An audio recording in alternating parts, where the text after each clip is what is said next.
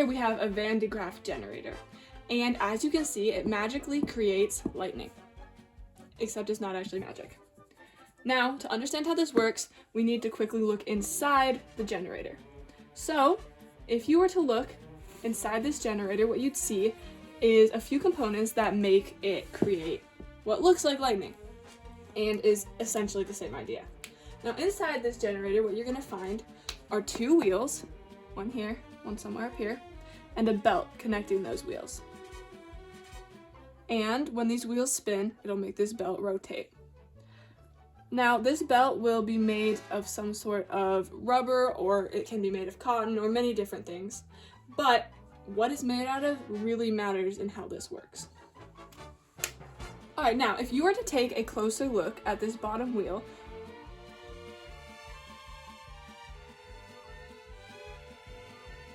okay, so when zooming up on this belt, what you're going to see is the belt is going to be something that has a low electron affinity. And the roller is going to be something that has a high electron affinity, which means the electrons from this belt are going to move into the roller. And the positive charge is going to move from the roller into the belt. This means that in the end, the roller is going to be taking up a lot of protons and positive charges, while the roller is going to be holding a lot of negative charges. And in some Van de Graaff generators, there will be little metal spikes down here, basically, little pieces of metal, and the negative charge in this roller is going to attract all the positive charges in this metal, and they're going to go up to the top, where the negative charges are going to be pushed down. And those negative charges are often used to put negative charge in this sort of thing, or they will just ground it and take it out. Alright, so now we understand from this picture that there are lots of positive particles moving up here.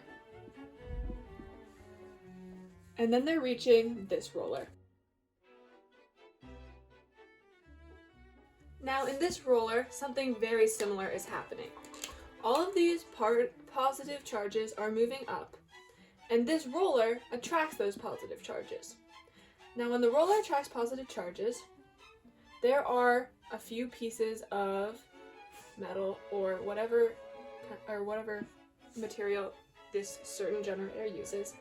And as the positive charges move up, then the negative particles in these little metal things are attracted toward the positive because opposites attract. So all the negative in these is being pulled down. Which means that, oops, that's sideways. Which means that the positives are being pulled up. So back to the big picture. This has a few little things here, and there are positive charges pushing up here. Now there'll be some sort of metal or other conductor sticking out here that'll connect to the whole outside shell of the generator, and those positive charges will go into it, making this whole thing positive. Now, how does this appear? How does this magic lightning appear? Well, as I said before, down here, these negatives will usually be pushed into this wand. And this wand will be negatively charged. Now, the negatives and the positives are attracting, and that's what creates this little lightning effect right here. There is another option of what could happen. Say, for example, instead, you touch the generator.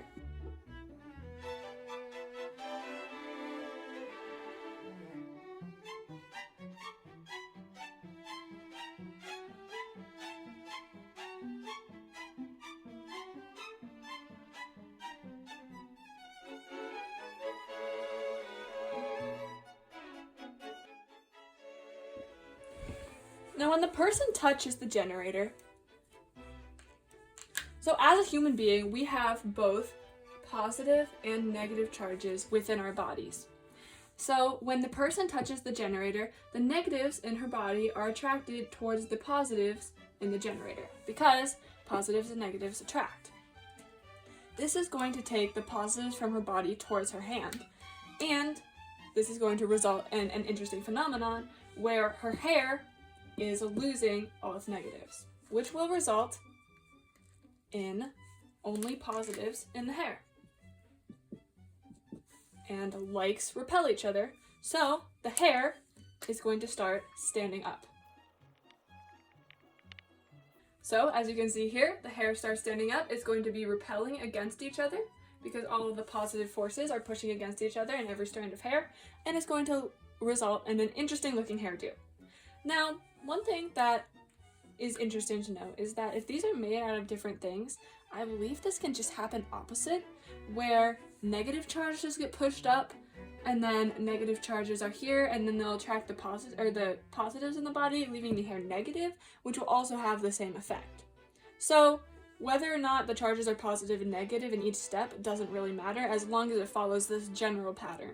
Alright, I looked it up, and that is correct. This dome can be positive or negative depending on how it's created and what materials are used, but it'll have the same general effect. So just to recap, the positive charges are built up here, put into the belt, which are then conveyed up to the top, causing the negatives and these little conductors to attract towards the positives, leaving the positives at the top.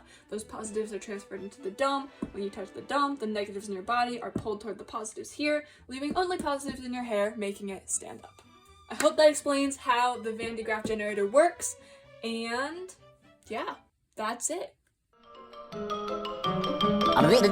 That's all, folks.